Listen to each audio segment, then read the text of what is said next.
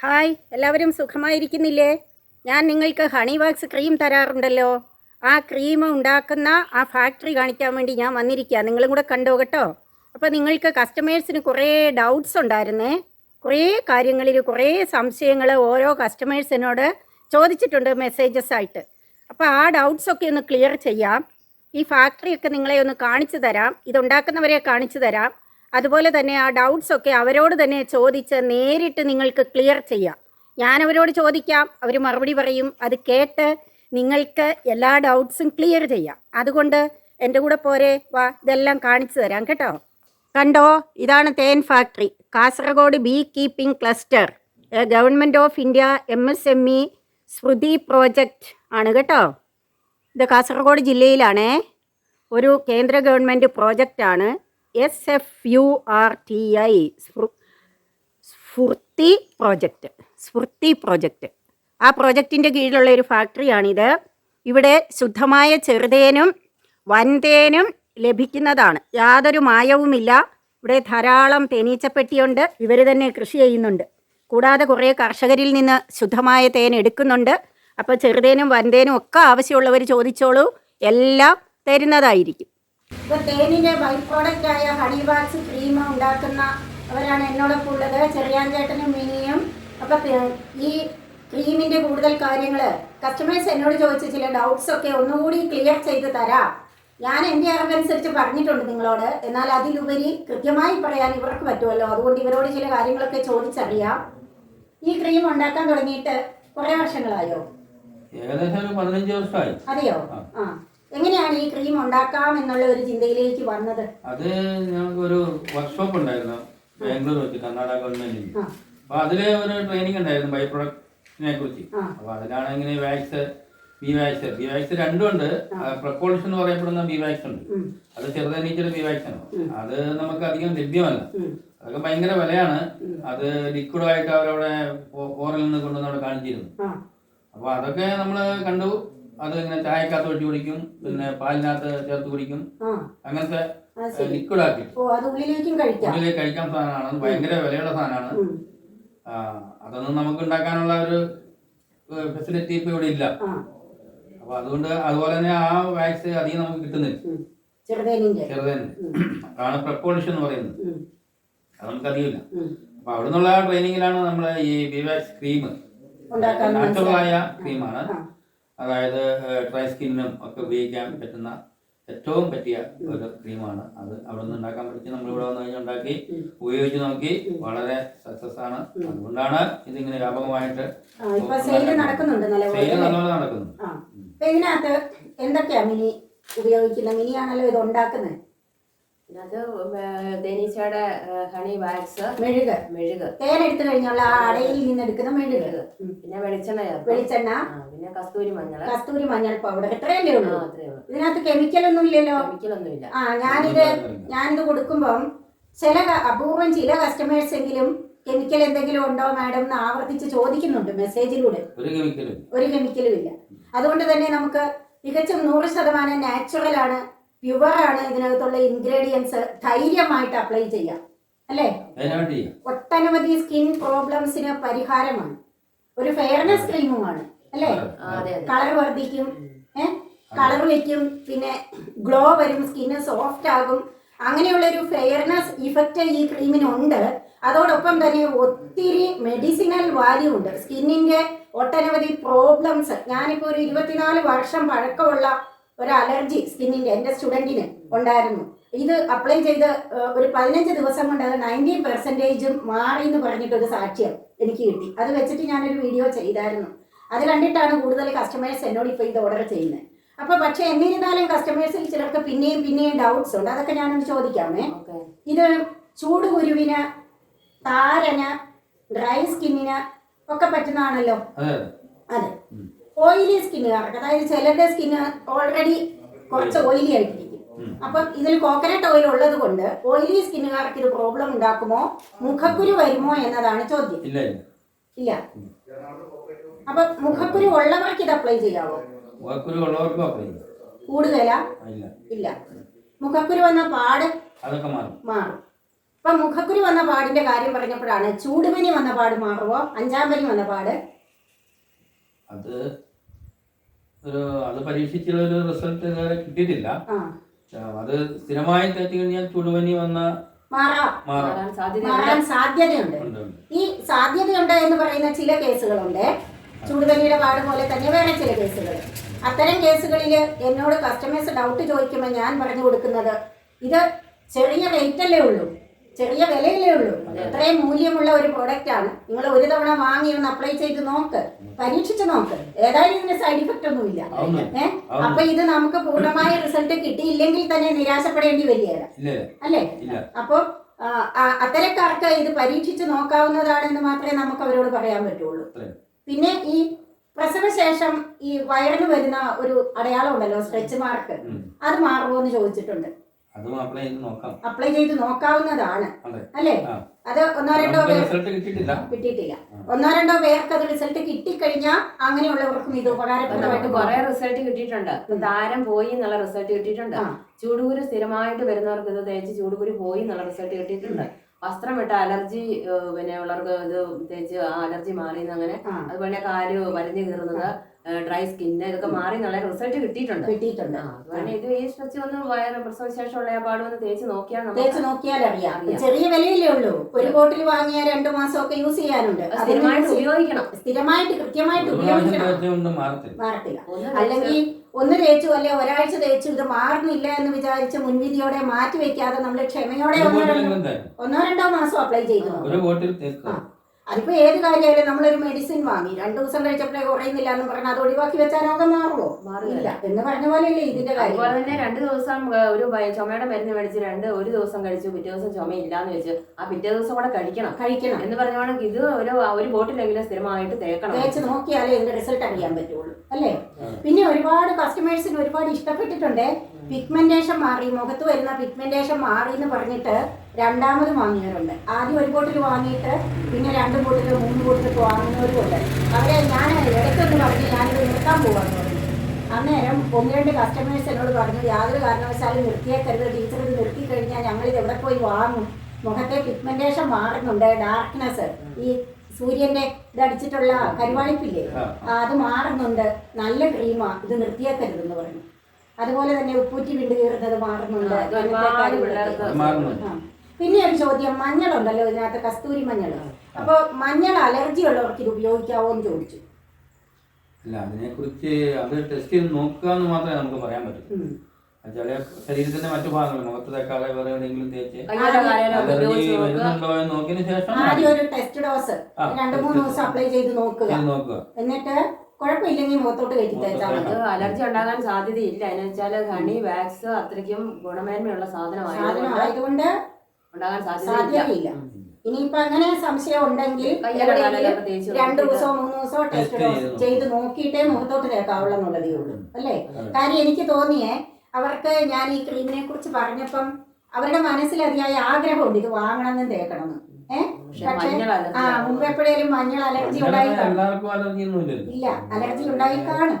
അപ്പൊ അവർക്ക് പിന്നെ വേണം, പക്ഷേ മനസ്സിലൊരാശങ്ക, അല്ലേ? പക്ഷെ മഞ്ഞളിന്റെ കൂട്ടത്തിൽ ഈ വാക്സ് ചേരുന്നത് കൊണ്ട് അലർജി ഉണ്ടാകാൻ സാധ്യത അല്ലേ? അതുപോലെ ലിപ് ബാം ആയിട്ട് ഉപയോഗിക്കാം. ലിപ്പ് ചൊടിയില് ഉപയോഗിക്കാം. കാര്യം ഇതിനകത്ത് വേറൊന്നുമില്ല, പ്യുവർ നാച്ചുറൽ ഇൻഗ്രീഡിയൻസ് ആയതുകൊണ്ട് ഇപ്പൊ ഇത്തിരി വായി പോയാലും ഒന്നും കുഴപ്പമില്ല. വെളിച്ചെണ്ണയും കസ്തൂരി മഞ്ഞൾ പൗഡറും തേന്റെ മെഴുകുമല്ലേ, വായിൽ പറ്റിയാലും വലിയ കുഴപ്പമൊന്നുമില്ല. ഇല്ല. പിന്നെ ഇത് ഒരു ഒറ്റ കസ്റ്റമർ ചോദിച്ച ഒരു ഡൗട്ട്, ഒരു ഇംഗ്ലീഷ് വേർഡ് ഞാൻ മറന്നുപോയി, എന്നാലും പറയുകയാണ്. ഈ ഐസ്ക്രീം ഒക്കെ കട്ട പിടിക്കുന്ന പോലെ കട്ട പിടിക്കാനായിട്ട് ഇതിനകത്ത് എന്തോ ഇടുന്നുണ്ടോ എന്ന് ചോദിച്ചു. അത് ഇച്ചിരി കട്ടയായിട്ടല്ലേ ഇരിക്കുന്ന ക്രീം, അതുകൊണ്ടാണ് ആ ചോദ്യം വന്നത്. അത് അങ്ങനെ ഒരു സാധനമേ അതിനകത്ത് ചേർക്കുന്നില്ല, ഒരു സാധനം ചേർക്കുന്നില്ല. ഈ വാക്സ് എന്ന് പറയുന്നത് വളരെ ഹാർഡാണ്, കട്ടയായിട്ട് തന്നെ ആയിരിക്കും. അത് സോഫ്റ്റ് ആകാൻ വേണ്ടിയിട്ടാണ് വെളിച്ചെണ്ണ ആഡ് ചെയ്യുന്നത്, എന്നാലും അത് സോഫ്റ്റ് ആയി കിട്ടും. അപ്പൊ വെളിച്ചെണ്ണ എന്ന് പറഞ്ഞാൽ നമ്മളിത് 1:5 അനുപാതത്തിലാണ് ചേർക്കുന്നത്. വാക്സ് 1 എടുക്കുമ്പോൾ 5 ഇരട്ടി വെളിച്ചെണ്ണ ആഡ് ചെയ്യും. അതാണ് എന്റെ അനുപാതം. അപ്പൊ ആ ഒരു പ്രശ്നം വരാൻ സാധ്യതയില്ല, ഒന്നുമില്ല. പിന്നെ അങ്ങനെയുള്ള സാധനങ്ങളൊന്നും ചേർക്കുന്നില്ല. അതാ മെഴുക് കട്ടിയായ ഒരു സാധനം ആയതുകൊണ്ട് അത് വെളിച്ചെണ്ണയിൽ ഇട്ട് കഴിഞ്ഞിട്ട് അത് ആക്കി പ്രിപ്പയർ ചെയ്ത് കഴിഞ്ഞാൽ തണുത്ത് ഉറഞ്ഞു വരുമ്പോൾ അതങ്ങനെ ഇരിക്കുന്നതാ അല്ലേ? അതൊക്കെ ഒരു സ്വല്പം എടുത്താൽ മതി എന്നുള്ളതാണ്. സ്വല്പം എടുത്താലേ തേച്ചിട്ട് തേച്ചാൽ മതി. പിന്നെ ഞാൻ ഓരോ ഡൗട്ട്സ് ഇങ്ങനെ ഓർമ്മിച്ചുകൊണ്ട് വരിക. ഇത് ഡേ ടൈമിൽ ഉപയോഗിക്കാമോ, നൈറ്റ് ക്രീം ആണോ, ഇത് തേച്ചിട്ട് വെയിൽ കൊണ്ടാ കുഴപ്പമുണ്ടോ, ഇത്തരം സംശയങ്ങളുണ്ട്. ഏത് സമയത്ത് ഉപയോഗിക്കാം, വെയിൽ കൊണ്ടാ കുഴപ്പമില്ല. അപ്പൊ ഈ സൺസ്ക്രീനിന് പകരം നമുക്ക് ഈ നല്ല വെയിൽ, ഇനിയിപ്പോ വേനൽക്കാലമാ, സൺസ്ക്രീനിന് പകരം ഇത് അപ്ലൈ ചെയ്തിട്ട് പുറത്തു പോകാൻ പറ്റുമോ? പിന്നെ ഇച്ചിരി ഓയിലി ആയിട്ട് ഇരിക്കും. എന്നാലും എനിക്ക് തോന്നുന്നു ഇത് തേച്ച് കഴിഞ്ഞ് ഇത്തിരി ഏത് സമയത്ത് നമുക്ക് അപ്ലൈ ചെയ്യാൻ കുഴപ്പമില്ല. എന്നിരുന്നാലും ഈ ഓയിലിയ ഒരു ഫീലിംഗ് ഉള്ളത് കൊണ്ട് ചിലപ്പോൾ പകല് പുറത്ത് പോകുമ്പോൾ അവര് സൺസ്ക്രീൻ ഇട്ടോട്ടെ, ഇത് നൈറ്റ് ക്രീം ആയിട്ട് ഉപയോഗിക്കുമ്പോൾ ഒരു കുഴപ്പമില്ല. നൈറ്റിൽ മുഴുവൻ ഇത് ഫേസിൽ പിടിക്കുകയും ചെയ്യും, സ്കിന്നിൽ അബ്സോർബ് ചെയ്യുകയും ചെയ്യും. രാവിലെ നോർമലായിട്ട് വാഷ് ചെയ്ത് കളഞ്ഞാൽ മതി അല്ലേ? അതായിരിക്കും കൂടുതൽ നല്ലതെന്ന് തോന്നുന്നു. വേറെ ഒന്നും തേച്ച് കഴുകണമെന്നില്ല. ഇല്ല, ഒന്നും ഇടണ്ട, വെറും വെള്ളത്തിൽ കഴുകി. ഞാൻ അങ്ങനെയാ കസ്റ്റമേഴ്സിനോട് പറഞ്ഞു കഴിയാൻ മതി. നല്ല ഗ്ലോ കിട്ടും. ഒരാഴ്ച ചിലവര് വളരെ സന്തോഷത്തോടെ എനിക്ക് ക്രീം കിട്ടി 2 ദിവസം യൂസ് ചെയ്തപ്പോഴേ എനിക്ക് ഇഷ്ടപ്പെട്ടെന്നും പറഞ്ഞോണ്ട് ഈ ക്രീം കുറെ നേരം കഴിക്കാത്തടത്ത് ഇങ്ങനെ തിരുമ്പി ചൂടാക്കിയിട്ട് കാല് മുട്ടിന് വേദനയുള്ളവർക്ക് മുട്ടയിൽ ഇങ്ങനെ ഇത് തിരുമ്മിക്കൊണ്ട് കുറെ ഞാൻ കാല് മുട്ടിന് വേദന പോയെന്നുള്ളത് അറിയിച്ചു. അത് ശരി. അപ്പൊ ഇതൊരു വേദനാ സംഹാരിയുമാണ്. വേദന പോകും. ചൂട് പിടിപ്പിക്കുന്ന കയ്യിൽ ഇങ്ങനെ കുഴമ്പ് ചൂട് പിടിപ്പിക്കുന്ന പോലെ എന്നിട്ട് വേദനയുള്ള ഭാഗത്ത് നീർക്കെട്ടുള്ള ഭാഗത്ത് തേച്ച് കൊടുക്കുക. ഇങ്ങനെ തിരുമ്മിക്കൊണ്ടിരിക്കുക. അതിന്റെ നീരും വേദനയും കുറഞ്ഞിട്ടുണ്ടെന്നുള്ള റിസൾട്ട് കിട്ടി. അത് ശരി, അതൊരു പുതിയ അറിവാണല്ലോ. അപ്പൊ അതാ പറഞ്ഞ ഇത് വളരെയധികം മെഡിസിനൽ വാല്യൂ ഉള്ള ഒരു സംഭവം കൂടിയാണ് ഈ ക്രീം അല്ലേ? പിന്നെ ഒരു കാര്യം പറഞ്ഞത്, ആൺകുട്ടികൾ പെൺകുട്ടികൾക്ക് യൂസ് ചെയ്യാവോ, ഏത് പ്രായക്കാർക്ക് യൂസ് ചെയ്യാം, ഇതൊക്കെ ചോദിക്കുന്നുണ്ടേ. അപ്പൊ അതിലൊന്നും ഒരു കൂടുതൽ ജനിച്ചു വീണ പിള്ളേർക്ക് കൊച്ചിനെ മേത്തൊക്കെ പരട്ടി കുളിപ്പിക്കാം അല്ലേ? അല്ലെ കുളി കഴിഞ്ഞാച്ചാണെങ്കിൽ കളർ വെക്കും, അങ്ങനെയുള്ള കാര്യങ്ങളൊക്കെ ഉണ്ട്. പിന്നെ ചെറിയ പിള്ളേർക്ക് അലർജി വരും. ഇപ്പൊ കൂടുതൽ പിള്ളേർക്ക് കാലിൽ അലർജി, ഇങ്ങനെ മൊരി പോലെ വരിക. പൊരിഞ്ച് അതിനൊക്കെ ഏറ്റവും നല്ലത് വട്ടച്ചൊറി, അതായത് പുഴുക്കടി. വട്ടച്ചൊറിക്കൊക്കെ 2 പ്രാവശ്യം തന്നെ കുറയും. കസ്റ്റമേഴ്സ് ഒന്ന് ശ്രദ്ധിച്ചോളണേ. പൊരിഞ്ച്, വട്ടച്ചൊറി എന്ന് പറഞ്ഞാൽ പുഴുക്കടി, മൊരിഞ്ച്, ഇതിനെല്ലാം വളരെ നല്ലത്. ഈ പൊരിഞ്ചും മൊരിഞ്ചൊക്കെ ഡ്രൈ സ്കിൻ ആയതുകൊണ്ടാണ് വരുന്നത് തന്നെ അല്ലേ? പിന്നെ പറഞ്ഞു വന്നപ്പം താരനെ ഇത് അപ്ലൈ ചെയ്ത് കഴിയുമ്പോ ഇതിൽ തേനുള്ളത് കൊണ്ട് മുടി നരയ്ക്കുവോ എന്നൊരു ചോദ്യമുണ്ട്. വരുന്നില്ലല്ലോ, തേനിന്റെ മെഴുകായതുകൊണ്ടാണ്. അതെല്ലാം വെറും വിദ്യയായ ഓരോ ചിന്താഗതികളാണ്. അതായത് തേൻ തലയിൽ ഇപ്പൊ പരത്തി കഴിഞ്ഞാൽ അവിടെ തലമുടി നരിക്കും പറഞ്ഞു. ഒരു കാരണവശാലും നരിക്കുകയില്ല. പിന്നെ അത് സ്ഥിരമായി അത് തന്നെയല്ല, ഒരു മനുഷ്യന് സ്ഥിരമായി തലയിൽ വെളിച്ചെണ്ണയ്ക്ക് പകരം തേൻ തേക്കുന്ന മനുഷ്യനുണ്ട്. ഉണ്ടോ? ആ മനുഷ്യനെ തലമുടി നരച്ചിട്ടില്ലല്ലോ. അയ്യോ, അത് ശരി. അയാളുടെ വല്ല പാരമ്പര്യമാണോന്നറിയില്ല. എന്നിരുന്നാലും അയാൾ സ്ഥിരമായി തലയിൽ തേനാ തേക്കുന്നത്. ഇതൊക്കെ പുതിയ അറിവുകളാണല്ലോ. അയാളുടെ തലമുടി നരച്ചിട്ടില്ല. അത് ശരി.